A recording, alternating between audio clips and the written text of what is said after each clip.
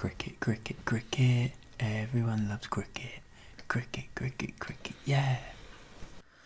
And we're live. And we're back. Welcome back for the Grass on the Wicket podcast. Paddy, how are we feeling today? I felt better. It was a big night last night. Big night and yesterday. Training was not pleasant. Why? Well, it was just charging in. You've got to just being hungover and then just charging in to see some guy just put you straight back over your head.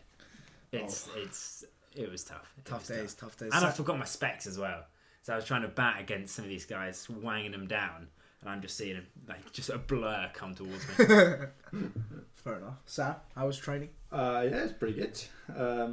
Bowling a bit short for a little while, but managed to fix that. Got a nice little bowl with the Yorker last ball of the session, which was nice. Big send off. Yeah, massive send off. Who did you clean up? Who was it? Ollie. Fresh. Ones and twos fresh. Yeah. See you later. Nice little leg stump Yorker. Big whoop on the follow through. See you soon, mate. See you soon. I was loving The little fist bump. Oh, yeah, definitely a little fist bump in there. So I've got a little bit of a confession to make. I didn't come to training today. We saw. Yeah. Well, Your absence was. what was your reaction to me saying that I went and played squash with Dimmy instead? It certainly isn't The right thing. Well, yeah. It's if you want to develop your cricket. I think also that's you and Joe both have failed to come to training for a rubbish reason there. I mean, technically, happy birthday, Joe, by the way. It is your birthday, so I thought, well, I might as well give him a birthday treat and just bash him at squash instead. You won. At least please tell me you won. Yeah, I beat him 2-1. Yeah. I was like, thank God for that.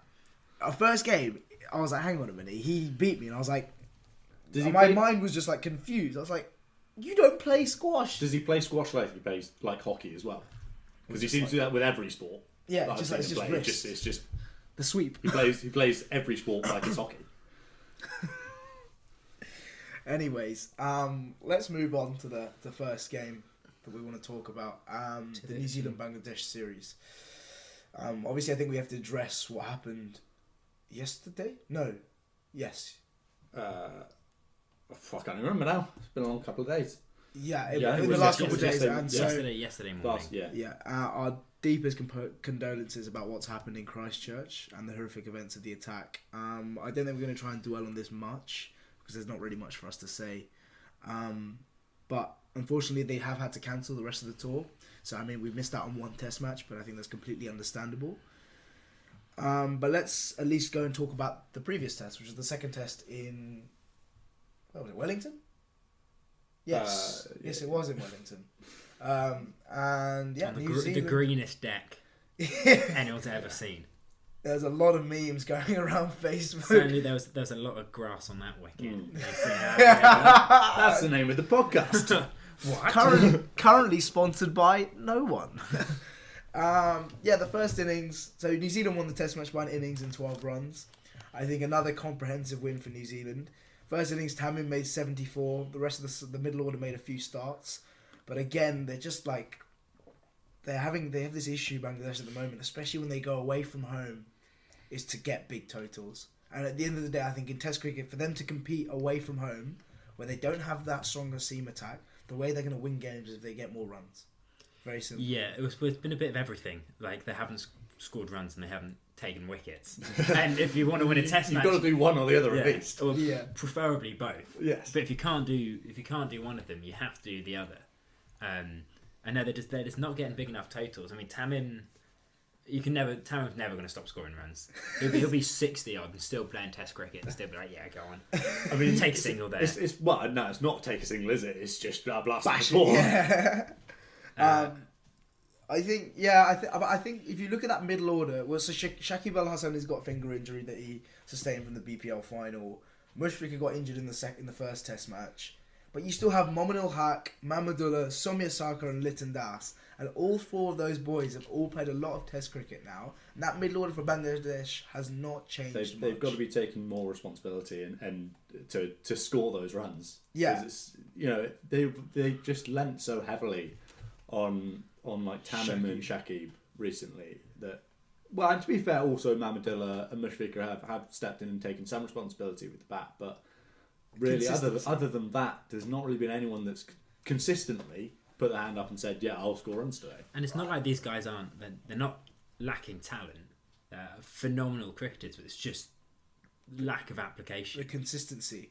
Yeah. The thing I want to talk about, well, it was a really disappointing tour to New Zealand for Bangladesh, I think, because you think about last year, I think in 2017 or 18 they came and they put 600 on in Wellington and nearly won that test match. Mushfiqur made 100 and Shakib made a double ton in New Zealand. That was the first time Bangladesh have really done really well away from home. And so I thought that was a turning point in the way that they play away from home, but it doesn't seem like that. But Mominul Haq was averaging 50 for a while in Test cricket, so it's very disappointing that they haven't really converted any of their starts into some big scores. But at the same time, as well as saying, oh, Bangladesh have failed, you can also argue that New Zealand have just done fantastically well to just demolish them. Firstly with the batting in their first innings, getting Ross Taylor making a double ton, Nichols making another 100, and Williamson again with another 74. That middle order is extremely consistent at the moment, and I think that's really good for New Zealand. And I think a key signature of a good side, a potentially number one or best Test team in the world side, is being able to kill sides and have that ruthless. Just to really grind them into the dust. When you're on top, you just go, just kill the game. There's not a chance of you getting back into this game. Yeah. And so I think Ross Taylor getting a double ton and Nichols again with that 100. I think he's now really finding his prime, and I really hope that if New Zealand they need to get a bit more Test cricket, because I was looking at the Future Tours programme. They have nothing planned for the next few months after this Bangladesh tour. They got the World Cup, and then I believe they have I think they're going to Bangladesh in October or September time. But apart from that, they've got nothing else. And then their home somewhere is England, and then nothing else has been planned yet or released by the ICC, which is disappointing, I guess. Because when you think about it, in world cricket at the moment, we know that the Ashes is coming up. We know that actually no, who else is that? So there's the England Ireland series as well. Well, test. Or test. And 4-day test. 4-day test. There's not even a test. Yeah, that's fair. But I just think New Zealand are never going to get enough Test cricket. They haven't had a 4-match series since 1999 in Test cricket, which I think is just madness. All Test series, in my opinion, it should be minimum 4. The Ashes should be. I think we were talking about this the other day. Ashes should be a 7-match series, which lasts the whole summer. Yeah. What? Take me back to 7-match Test series. That's what I say. It would just be so good. It would be so good. Just the amount of 7 cricket. timeless tests. Oh, and Steve Smith reaches his triple ton. Yeah. He's on 945 now. looking to get the first ever 1,000. And Rashid bowled him a full toss. That might work. Time was so there was talks of the Test League culminating in a final, which would have the final would be a timeless test. But I don't think I could deal with that. It's just such a pure cricket. It's so The difficult thing to schedule around, and but that's everything it. about it is stupid. But it's not. But it's just it's unbelievable. It'd be thing- so good. It'd be The reason Test matches are 5 days really is just it. To get a result. It was. Yeah, you couldn't schedule. As you say, it's so difficult to schedule around a game you don't know how long it's going to be. And so you put a limit on it of 5 days and you say, well, it can't be any longer than that at least. So really it's a logistics issue is the reason that timeless tests aren't a thing. And as people say, Test cricket, that's the purest form of the game. Timeless tests, I think, I'd raise them a timeless tests. Oh, the timeless test would bring them back. At least, not every test. No, Because the the current 5-day test worked well with, especially when tests bring in all 4 outcomes, and you can really the time aspect makes it really adds an interesting limited dimension. time. Let's say the 5-day stuff. It really adds an extra or where dimension. you've got a team able to scrap for a draw, where otherwise they'd just be out of it, and it was obvious. Those are some of my favourite Test matches. They can make fantastic. Like the end of the Ashes in 2005. Yeah. With, Yeah, or the first test in 09, Cardiff, yeah. Jimmy and Monty. What a game. And then I remember the one not too long ago, 2015. I think South Africa, like De Villiers made 30 off 200 or 250 balls. The one in Adelaide. No, not that one. I mean in India. Oh. They were trying to bat out for like 2 Oh, days. yeah. Him and Amla, like literally probably faced about 500 balls between them and made about 40 runs. Yeah. Like it was crazy. If you didn't have timed tests, you wouldn't have had Atherton's innings either, where he batted for, was it 9 hours, against a ferocious seam attack, and he's just getting battered and bruised. Yeah. But for just like once or twice, once a year maybe, just indulge me, please, and just give me one timeless test. Or an absolute road as well, so it lasts like 3 weeks. Or keep the Ashes as a 5-test series, but the last test is a timeless test every time. Force as a result. None of this. A draw will do us in the last test. Yeah, no, you've got to win it. You've got to win it, and you've got forever to do it. What about if they just you know how I used to do at school in football, like next goal wins? They just last test wins the whole thing. It's worth 2. Yeah, the other thing I wanted to, just going back to the test match, because I mean we've gone off a little bit of a sidetrack, but like New Zealand bowled very well. They played 5 seamers. They didn't play a spinner. I was very confused. I looked carefully because I remember watching that game and I was like, why is Matt Henry playing? And I was like, oh, someone must be injured. Then I saw Bolt was playing, Wagner was playing, and Saudi. But then I was like, oh, they've dropped Dragondra. And then I saw Dragondra and Bolt, and I was like, hang on a minute. You look at the pitch, absolute green seamer. And who really would they have brought in? I can't. I'm not going to talk about Ish Sodhi. Yeah. Yeah. I think that's the real, because Shane Warne was always said, if it seams, it spins. So look at a green seamer, and actually, it's not a reason to not pick a spin. But I think the bigger thing for New Zealand is that they probably got just better seamers than they do spinners, especially in red ball cricket. Yeah, I definitely agree with that. I mean, so the UAE, they had 3 spinners. They were, like New Zealand have about 4 or 5 spinners that are in and around the national side pretty consistently. You've got Mitchell Santner, who I think is probably their top choice as it stands. You've got my boy Ish Sodhi. I'm a big fan of Ish Sodhi. It's just like it's a bit of a weird one. Anyone that spent more than 5 minutes with Jay will have heard Ish Sodhi being brought up all For the time. that 5 minutes. Yeah. Hi, my name's Jay, and I really like Ish Sodhi. Can I talk about my Lord and Saviour, Ish Sodhi? So you got Ish Sodhi, Mitchell Santner. You've got Todd Astle as well, the leg spinner. I personally have watched him. I just don't think he does anything he's not that special with the ball, in my opinion. Well, he'll be perfect to get straight into the England side then. average leg spinner. Sign him up. And then you've got the 2 new ones. Ajaz Patel, who did really well in the UAE, got I think probably 15 to 20 wickets in the whole series. He won them that one Test match in Abu Dhabi with the scenes. I remember that morning I texted Sam, going so hyper because New Zealand had won a Test match in the last over of the innings. I think Azhar Ali got LB, and then you got Will Somerville, who played 1 Test match in the UAE.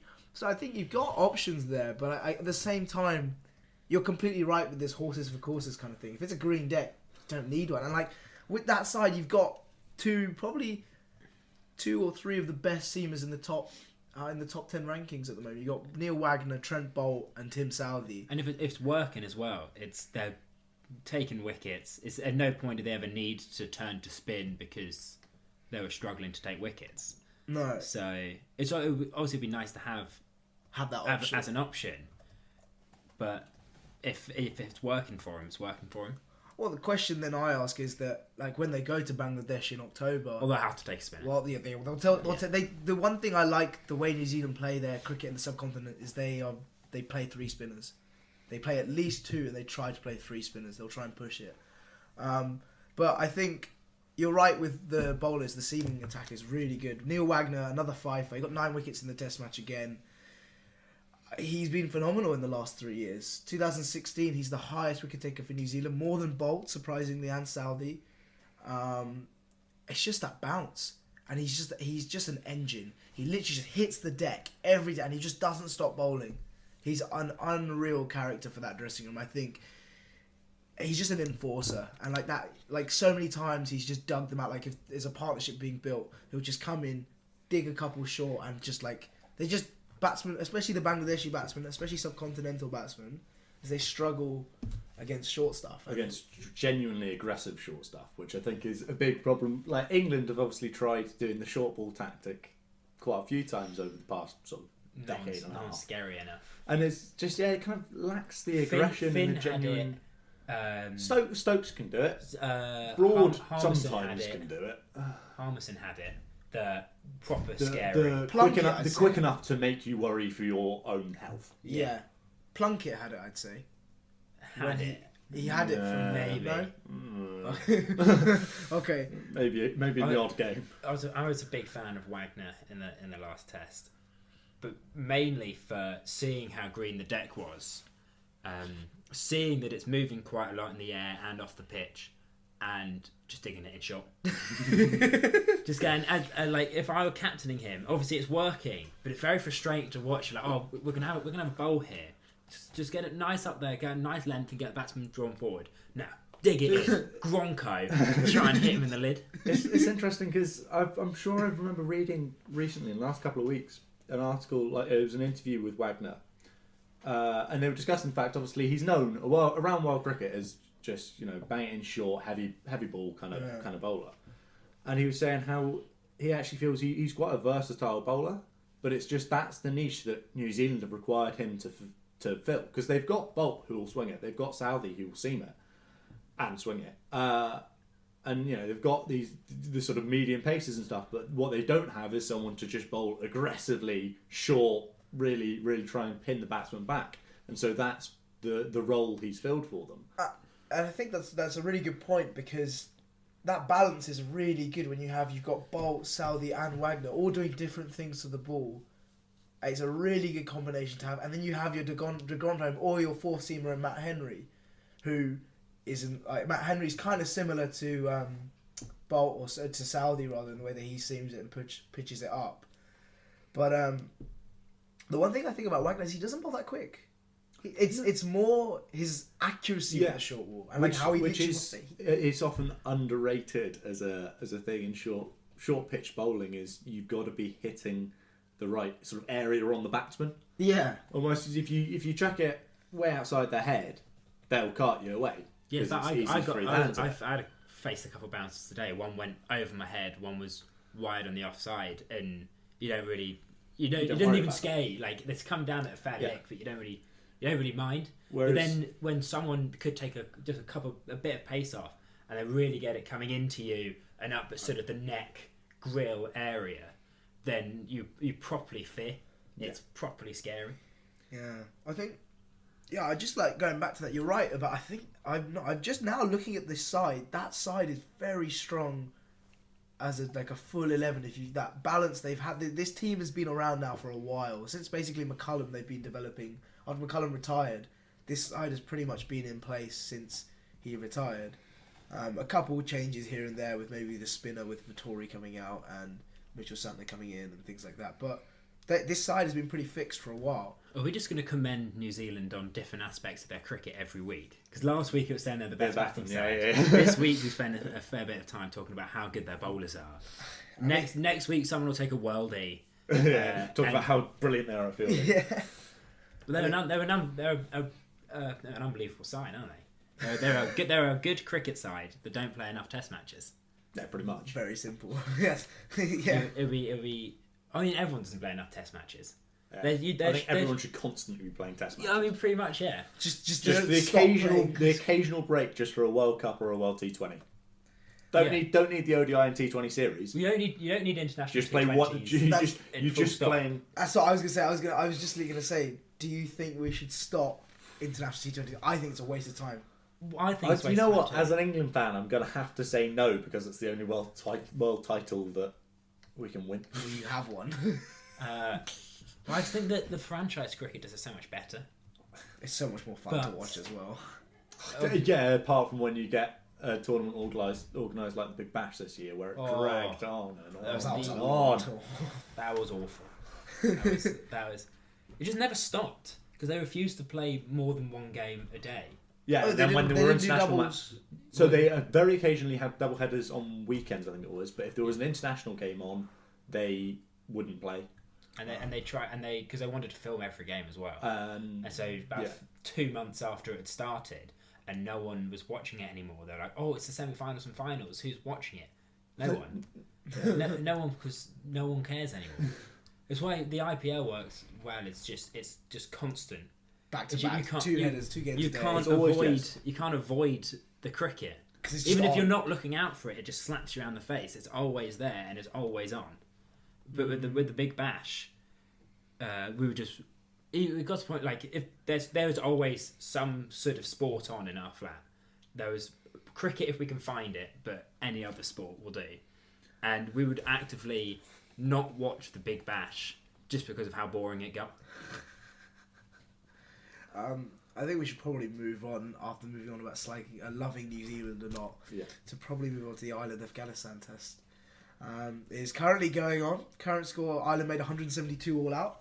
George Dockrell, 39. Yeah, so I was worried after because since the last podcast we had the fifth ODI as well, where Dockrell got out for a first ball duck after I'd been lauding his batting. Thankfully, he rescued me by going scoring 39. 39. Albeit slightly upstaged by the number 11 Tim Murtagh hitting 54 knots. I saw that. I was like, Tim Murtagh, what a man. He's debuted in 2000 and he's 38 years old and he's playing test. 37. Oh, Oh. errors. Yeah, that was my mistake that I made it, and you've carried it through. But yeah, he's done something special there. He's kept Ireland in the game at least partly. To some extent. They're 120 runs behind the game. So Afghanistan then went on to make about 315? 314. Yeah. 14. And But they at least got Ireland to a respectable total. Yeah. Because if you take those runs away, you're looking at sort of 90. 90, 80, 90. It'd have been game over. I mean, they're only 120 runs behind the game now, and they've got 9 wickets in hand.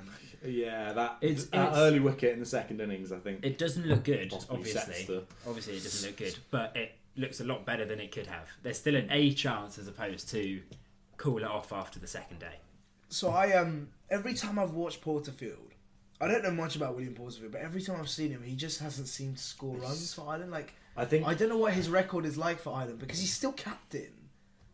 Yeah. Or is he? Yeah, he's still captain. Yeah, right? he's still captain. I just wonder, like, He's not. I every time I He's watch nothing special. I think the fact he's playing for Ireland is somewhat indicative of the lack of any huge number of young players coming up and kind of staking a claim for a spot in that Ireland team, which I think will be a problem for them in the next sort of 5 years. Porterfield's 34, so he's only got, even if he just carries on plugging away, he's only really got another 4 years in tops. probably. Yeah. And then they've got to replace him with someone, and I don't know who that's going to be. I'm sure people more knowledgeable on the Irish game might have some ideas, but Again, like, yeah, And anyone that is knowledgeable, it's a great time to plug the socials. Follow us on at the Grass Wicket, on Twitter. and there's a Facebook page. And if we get something wrong, or if you've got questions you want to ask us, or if you just want talk about cricket, if we want to have a chat about cricket, we're going to try and reply to pretty much as much as we can, and try and create a sort of community around this. Oh, definitely. So yeah, just a shameless plug there. I thought I'd get it in. We'll get it in at the end as well. But Yeah, I think the other thing I want to talk about is the Afghanistan made 314. That's a good score for them, especially in Test cricket. It's probably it's their highest total. Yes. They've only got 2 to compare it to. Yes, and it wasn't a particularly glorious test for them. No, but that middle order, Rehmat Shah, Shahidi, and Asghar Afghan, or Asghar Stanikzai as he changed his name. That middle order is pretty consistent, and then Mohamed Nabi as well in there. You've got that 3-4 boys there that have been playing for Afghanistan now for a while, and that middle order again is fixed, kind of similar to what Bangladesh are doing in terms of like that middle order's been around for a while now, and they all made numbers 3, 4, and 5 all made 50s in that game. Which we should point out Rahmat Shah absolutely bottled a great chance to get Afghanistan's maiden Test 100. 98. And he chopped on as well. I felt so sorry for him. I was like, no. It was such a long stay at the crease as well. You've been there for ages. Yeah, and 214 ball 98. Oh no. And then heartbreaking. Yeah, it's harsh. It's harsh. But I mean, they put them in a good position. And then bowling wise, they bowled very well in that first innings with wickets being spread all over. 3 again for Mohammad Nabi. He's just an engine. He just keeps on doing bits again and again. Batting, bowling, fielding. He's just a handy player.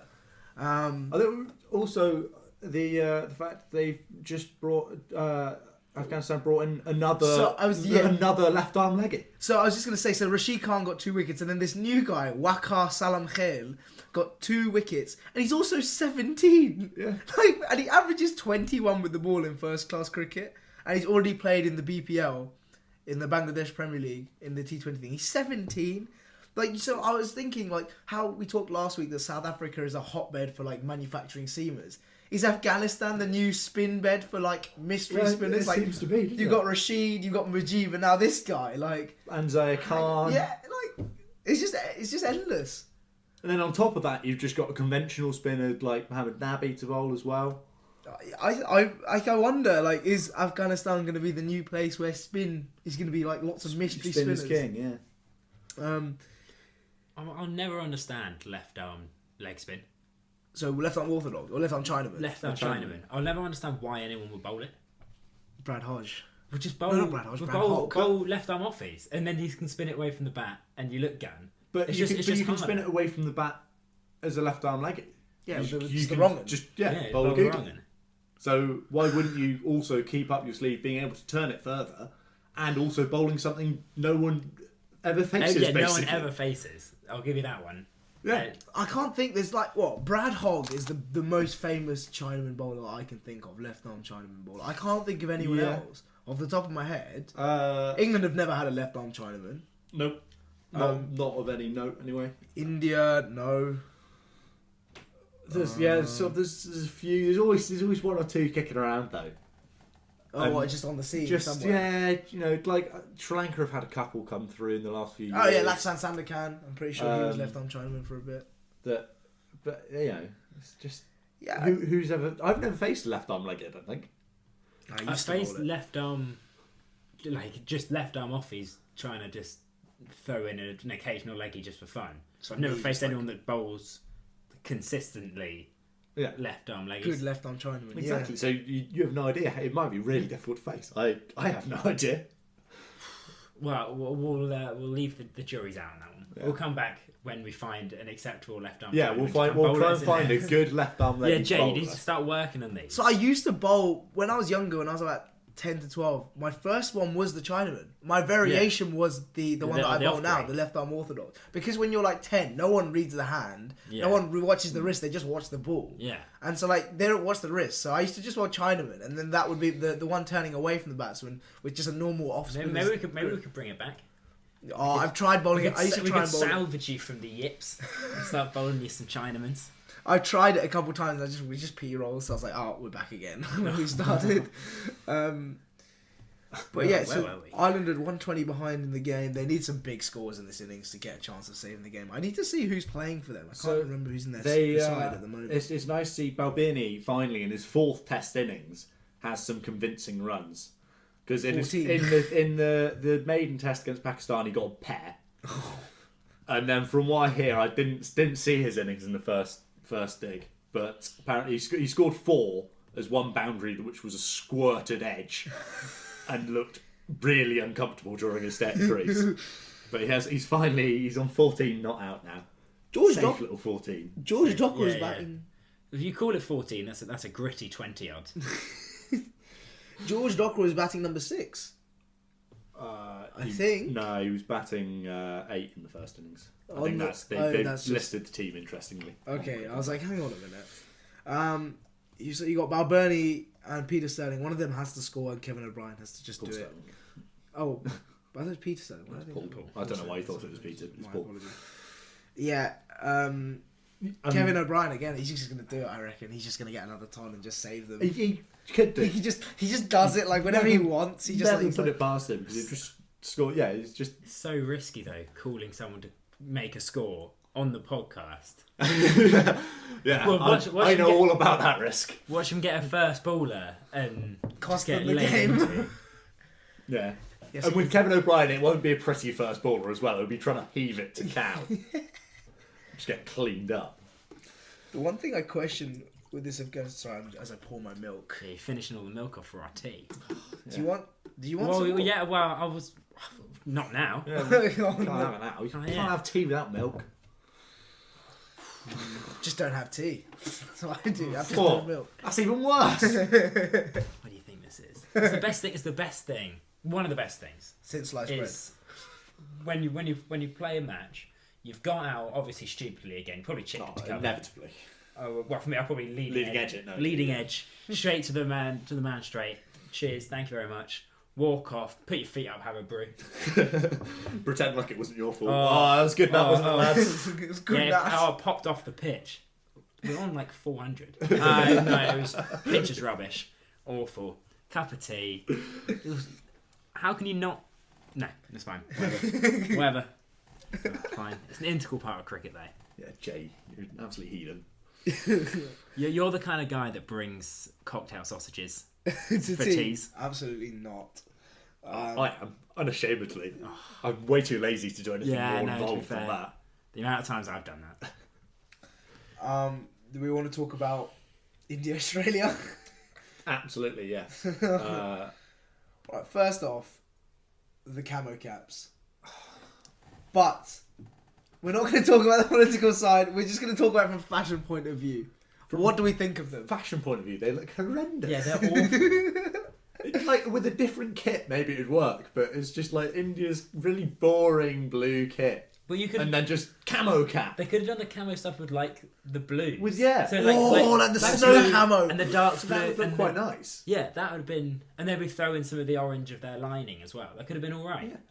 Or But like no, tiger camo. They could have done something Yeah, like that. yeah, Ooh. something interesting, But not just. instead, But I don't know where they got. I don't know if they got them specially made. It looked like they'd just been down to the market and They found just- yeah. some cheap camo caps. Yeah, it's the only difference it made is they're slightly more difficult to see. You thought all of them were about 6 inches shorter than they were actually. No, they were awful. They're rubbish. If you're gonna do a special hat, I don't mind what the hat's for, unless it's for something ridiculous, Yeah. which this kind of was. If you're gonna do a special hat, you have to make them look good. It should be illegal to make a bit of stash that's niche and rubbish.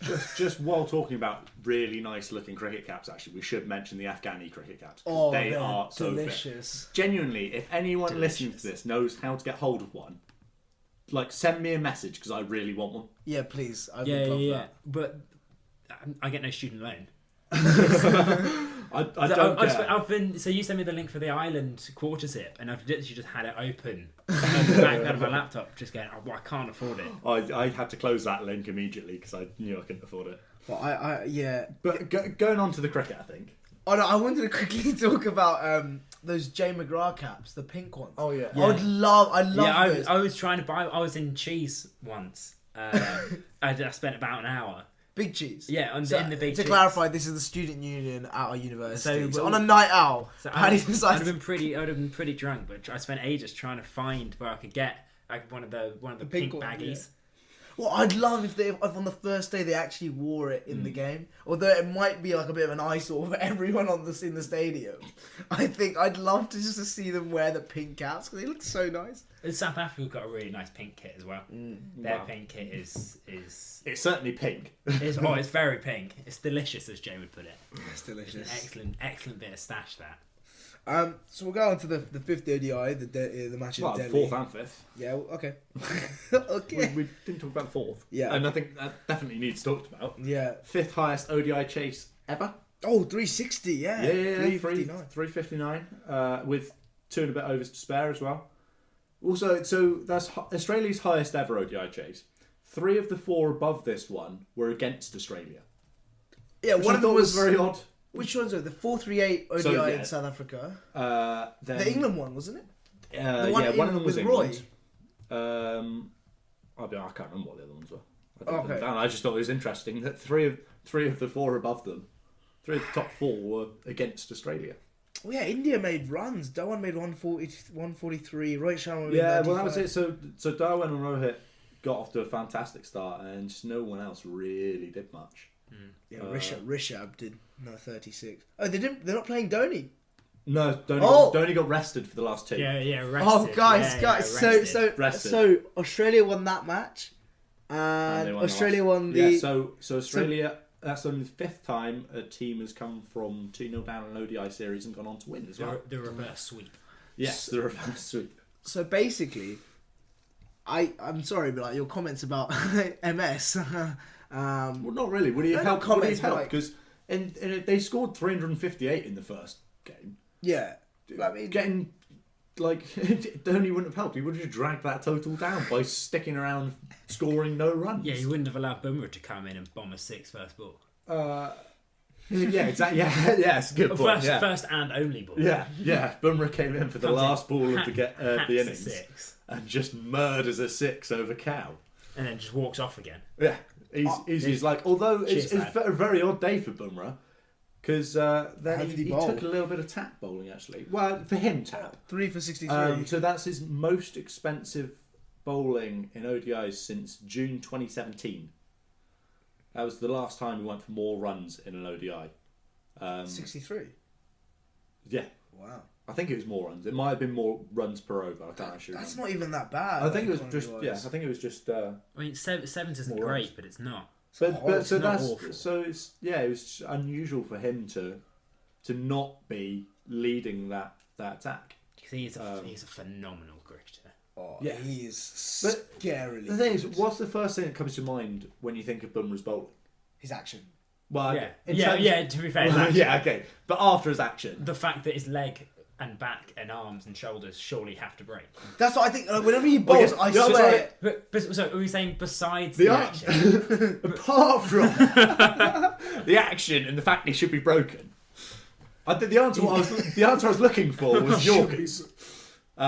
His what? Yorkers. Oh, yeah. It's and That's the first thing that comes to mind for me. Really, is as a bowler, the fact he just hits Yorkers at will. It seems. Yeah. But in that innings, he only bowled 2 balls that could even really be called full, as far as I could see from the Hawkeye analysis that Cricinfo gave That me. is. And what happened off those 2 balls? It was a leg stump Yorker that went for a leg bye early in the innings. Yeah.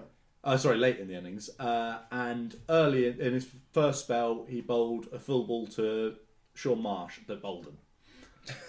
So I kind of question why he didn't bowl more full balls. so I mean, so it might just be poor captaincy, poor game planning.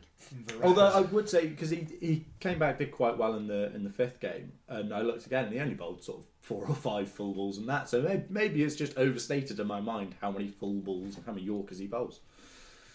4th ODI, we should also mention Australia's batting. Hanscom 117, Khawaja 91, Ashton Turner Yes. 84 now out of 43 balls That was to a see him home. Innings. Like, Massive knock. match-winning Big innings. hit. Looking at that side, you've got Khawaja, Finch, Hanscom, Maxwell, Stoinis, Ashton Turner, Alex Carey. You got Warner coming back Yeah, in. that's the You got the big Smith question coming back is, in. Do those 2 make it back into the side? I think you have to pick them 2 just because of their records from the past. The question then is And then who do you who- drop who because do you lose? who's in bad nick, and I think we discussed this off air. I think the other day, and I think we just said Finch, but Yeah, that's only Marsh- one space. Marsh, maybe. Yeah. Marsh isn't playing. That Marsh didn't play in the Marsh- game. Marsh played in the The 4th. 4th, but Okay. okay. The 5th. So who'd they replace? Bring back Stoinis for that one, for the 5th. Yeah, the cube. In the unit. I think it's a tricky It's one. a very good question as to who misses out for those who to come back in.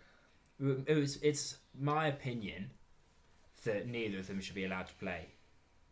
Ever. Not ever, but the bans they got should have been a lot longer.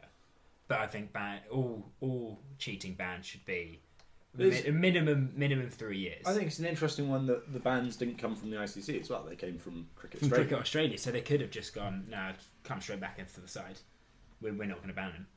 Yeah. So at least they have applied some sort of ban. I wonder what Justin Lang is still coach, isn't he? Yeah.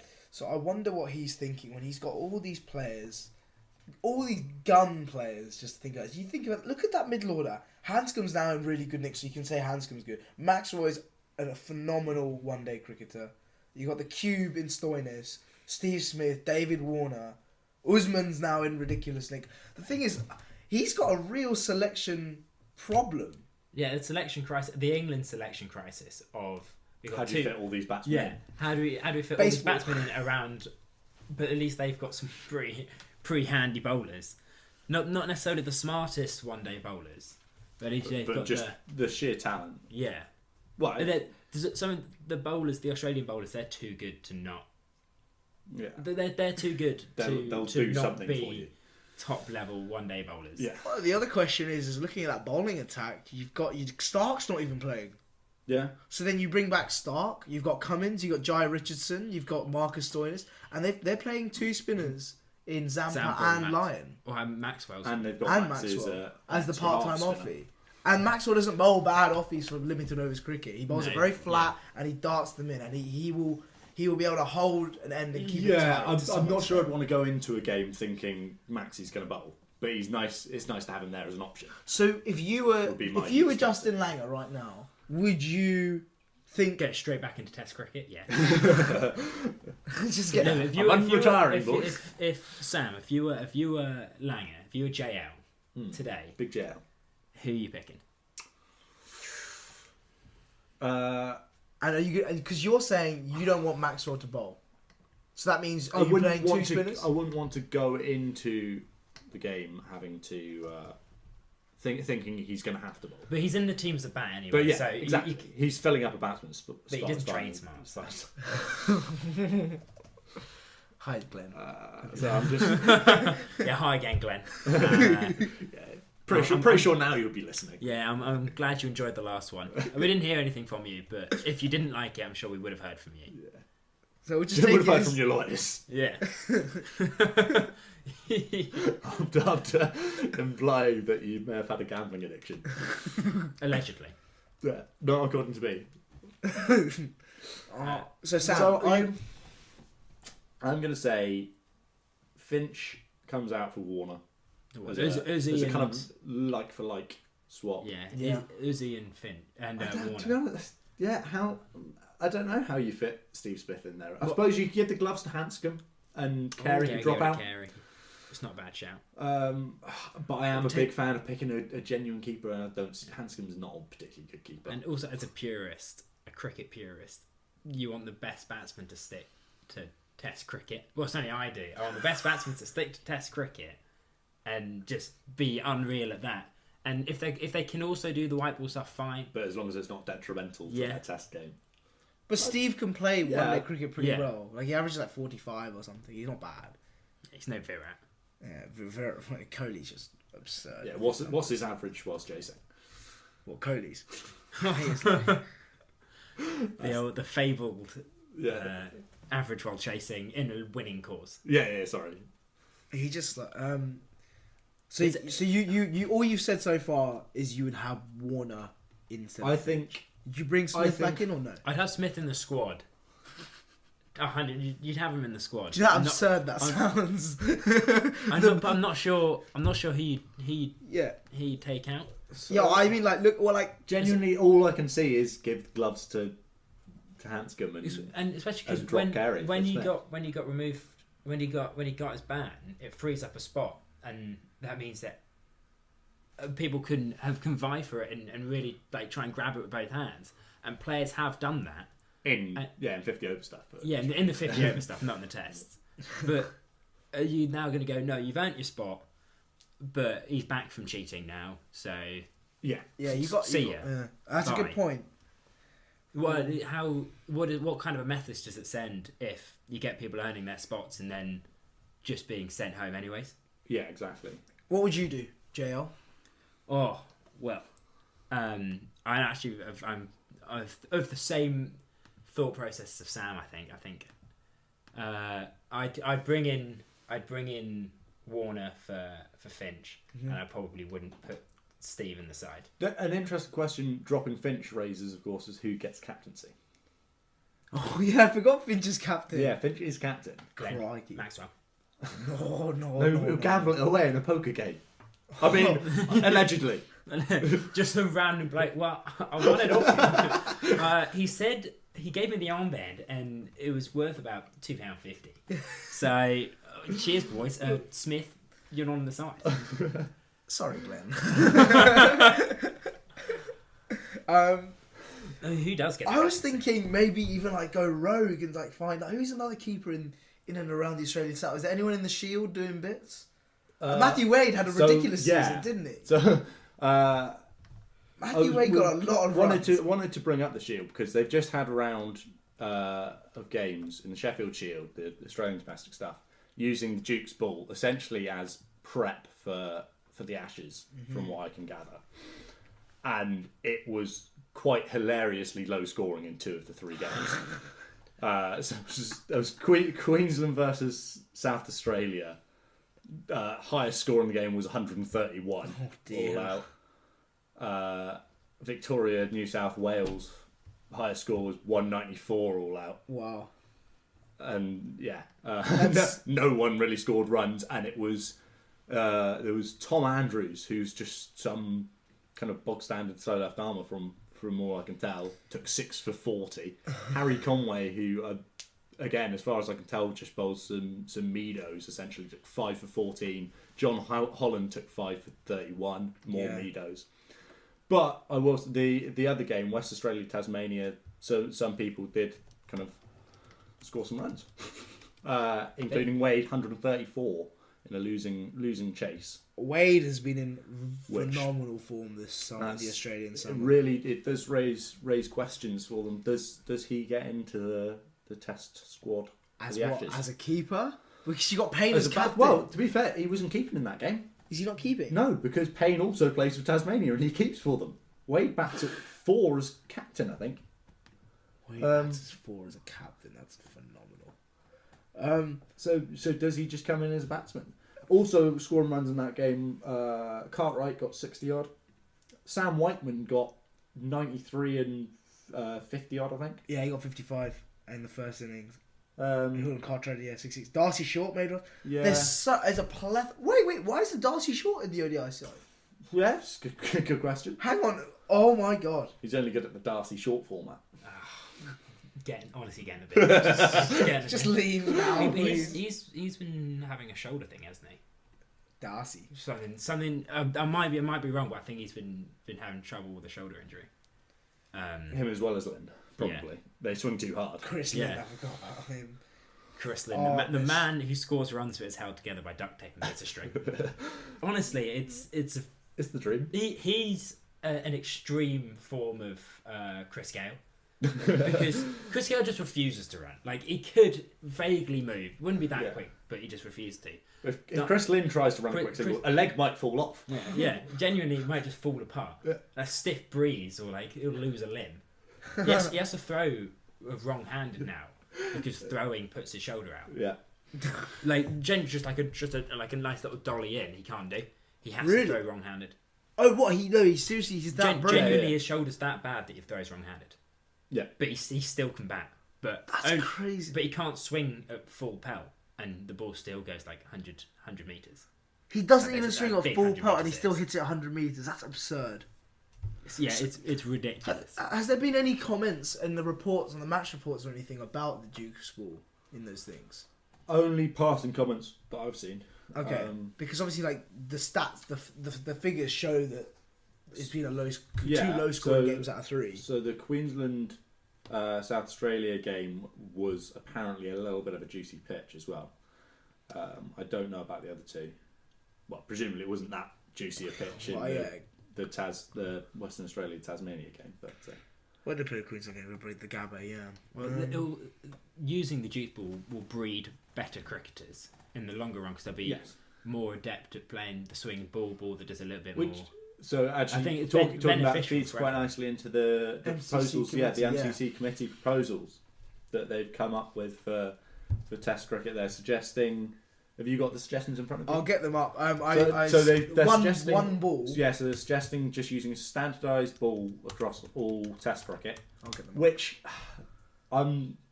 if it's a Dukes, I'm in favour of. If it's anything else, Yeah, there are other ones. No, are pretty I don't want to rubbish. use a kookaburra. That's just the like cooker just doesn't last. All of them are rubbish. It's just The SG's all right, but but it's not as good as Dukes. do Dukes have the capabilities to be able to I'd produce imagine, balls I'd for imagine everyone? they could. Because that was always the comments in the past where they weren't able to mass produce balls on that sort of scale. Yeah, I Um, don't see why they couldn't. But certainly, there's not the demand when you're making test balls. You don't need to make that many. Yeah, like You can make. You it's can make still relatively small scale production. Yeah. It might just mean that they turn over some of their other production in the short term until they've got kind of a larger capability. But I don't see why they wouldn't be able to. So to just clarify who uses which ball, at the moment, the Duke's ball is used in England and the West Indies. The SG ball is used in India, and kookaburra is used everywhere else. And day-night tests, they use the pink kookaburra ball. Yeah. And then ODI stuff is still a white kookaburra ball. Yeah. Yeah, the cooker. The issue with the cooker ball is it's single stitched, and it's machine stitched, whereas the Duke's ball is double stitched and by hand, which means you've got a more pronounced seam, and it does more clearly. But even if kookaburra just spend a little bit of time, you don't have to standardise the balls. Just tell kookaburra needs to make their balls better. Yeah, hand make your balls the same way that Dukes do. Just learn the trade. So basically, the big thing with the cooker, from what I've heard, is that the seam softens very quickly. Because pressed in afterwards as well. Yeah. Whereas the Duke's seam essentially stays pronounced for the whole innings. Have you played many games with the Dukes? Not with the test grade Dukes, no. But But I've played with some good Dukes balls. I've played with some awful Dukes balls. Yeah. But the awful Dukes ones are kind of not. They're really supposed to be low end stuff. But when you get a good one, it really does to stay together forever. Yeah. That you could net with it. You could use it in a match, net with it afterwards, have it in the bag for 2 years, and you'll still be able to shine it up and get movement out of it. How's my Dukes looking? It's To clarify, Tatty. Sam, I think it was, I lost a ball or two balls at training. You'd lost one of mine at training, and I gave Sam my Dukes, my precious Dukes, which I stole from St Andrews, but that's beside the point. And I was just asking, how is it? Other universities are available. It's the seam is still very pronounced. Excellent, to be fair. excellent. I used it a bit today. Yeah. Nipped a bit off the seam. Yeah, it is a little bit tatty. It's not really shining up too well. It's not swinging a huge amount, but it's swinging just enough. It's getting that half batter movement. That's all you need. That's all that matters. Uh, So yeah, going back to the MCC World Cricket Committee stuff, they're suggesting a countdown clock to speed up play. So that'd be between overs. I think it was 45 seconds between overs, and then it depends. If like a wicket's fallen, you get a little bit longer. Yeah, so 45 if seconds. New batsman on strike, you get a little bit longer. 45 seconds from the call of over, when the umpire says over, and it'd be increased to 60 seconds for a new batsman on strike. I like it. 80 seconds for a change of bowler. You got to change the field. You got the to get thing the is, jumper. I don't think any of those times are unreasonable at all. It shouldn't take you 45 seconds between overs. And if it is, then there's something wrong. Read this. This is interesting. If either side is not ready to play when the clock reaches 0, they receive a warning, with further infringements in that innings resulting in a 5 penalty run thing. Yeah, I mean, that I reckon that will be because there's 90 overs in a day. An innings could be 180 overs. It could be 2 days worth. You could potentially have like 20, 30 penalty runs there. Except you wouldn't, because teams would just get on with it. Which is Yeah. it's the same thing you have. As soon as you increase the penalty for things, you will see a massive reduction in it. So in the same way with the free hit introduction in white ball cricket, the number of no balls bowled, especially like front foot no balls bowled in white ball cricket, is massively dropped. Because bowlers are like, well, I'm not going to risk it, because if I bowl a no ball, not only is it that ball's a waste, but the next one's just free run to the batsman as well. That's quite interesting. And then the final other one that I want to talk about was free hits after Free a hits, no yes. ball in Test cricket. I think I'm definitely in favour of quite that. cool. I mean, just quite cool. Yeah, because it frees up the batsman a bit. It allows for a bit more entertainment, but yeah, no, I'm for Okay, it. going back to what I just said, you'd probably see a massive reduction in the number of no balls bowled in Test cricket. Well, listen to this. So England recently had a spell of 45 ODIs without bowling a no ball. Yeah. And then in the last Test series against the West Indies, they bowled 11. What did they? So, But does it mean if they're going to call free hits for no balls, are they going to start calling no balls again? Because the umpires are told to call, like marginal ones, they're just told not to call it now, just to save time.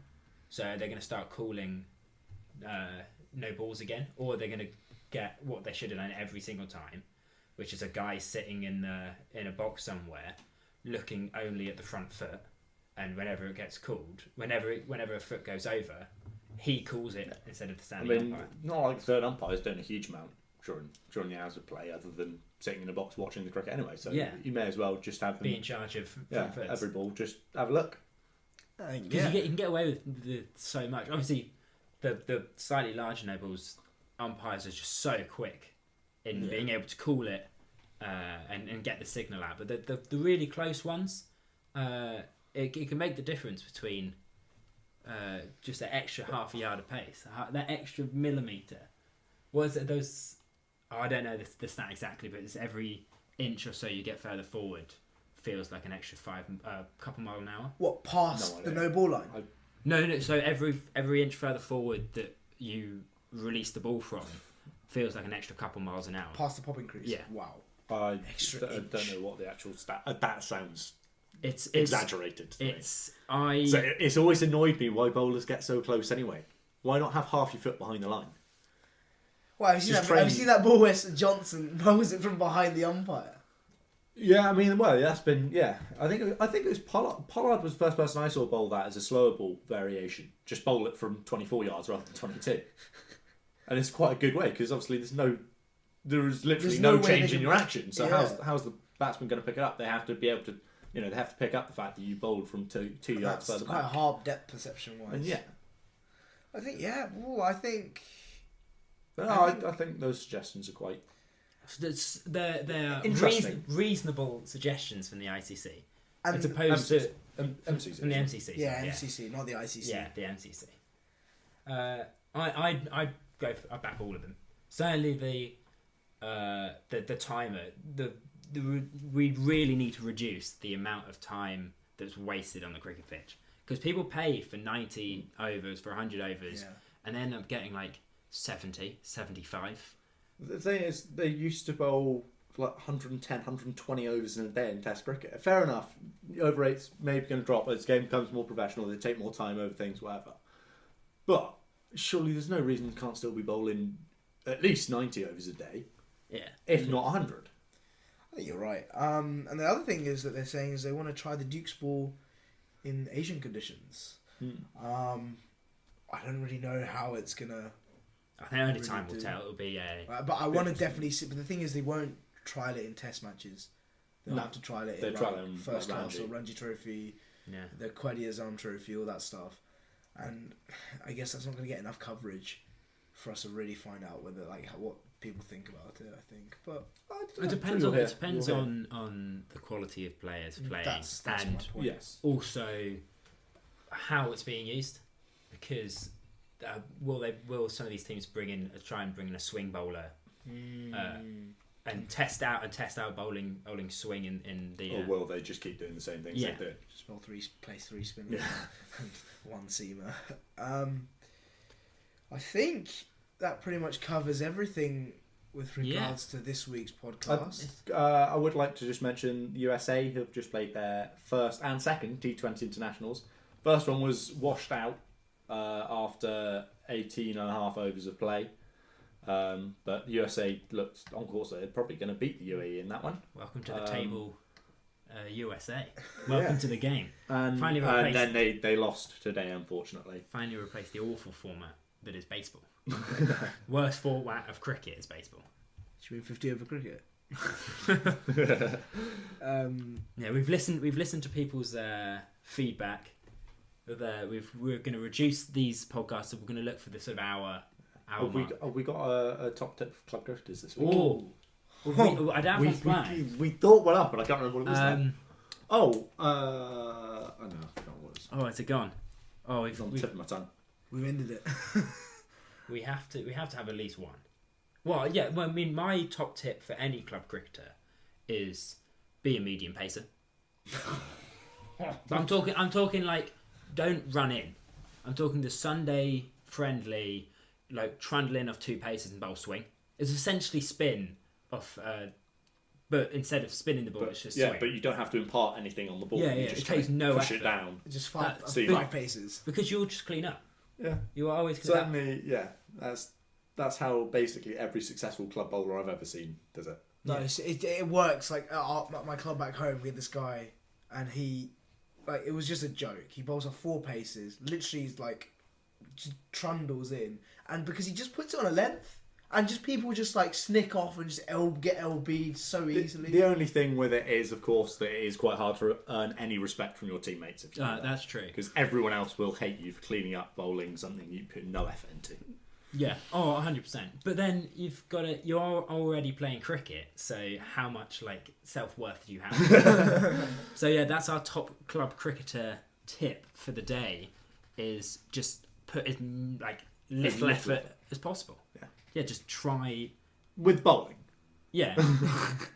Yeah, just don't try. Put no effort in and you'll get maximum reward. With that, I think we're ready to wrap up. On that note, have you got anything you want to talk about the social media? Some bit of a shameless plug? Yeah, we'll get the social medias again. So the Twitter is @GrassWicket. There's the Facebook page, which is Grass on the Wicket podcast. Yeah, Grass on the Wicket podcast. We have a Podbean account. Yes. Spotify. Yeah, we're on Spotify. We're on iTunes. Yeah, iTunes. YouTube. Yeah, we're on the old YouTube. We are on YouTube. So yeah, if you've got questions, if you want to join in the conversation about cricket, if you want to find out more about us as blokes, tweet at us, post on the wall. Subscribe, comment, smash that like button. Yeah, can we get 50,000 likes? But get involved. It'd be really great to hear what you guys think about the podcast and about cricket in general. Definitely. I think we're gonna, as well as finish up on this, we're gonna continue with this weekly one, and then hopefully we're gonna have a few midweek specials coming up soon. About short format, little white ball format. A little bit of shorter T20. Bit of baseball style format for you guys. Thank you very much for listening. If you've listened all the way to the end, congratulations. Jay's going to buy you a VK. I've made that mistake so many times. But yeah, thank you very much for listening, guys, and we will see you very soon.